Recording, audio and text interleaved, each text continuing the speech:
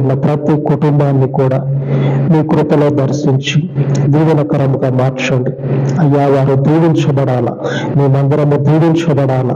వారి యొక్క అయ్యా జీవితాలలో ఉన్న ప్రతి లేమిని పారద్రోలి మీ మందిరములకు తండ్రి మీ పరిశుద్ధతను బట్టి మీ గొప్ప నామము మహిమపరచబడినట్లు మీ సన్నిధికి వచ్చి వారి యొక్క అర్పణలు అర్పించినట్లు మీ కుడి చేతితో గొప్ప కార్యములను తండ్రి మీ మందిరంలో జరిగించండి.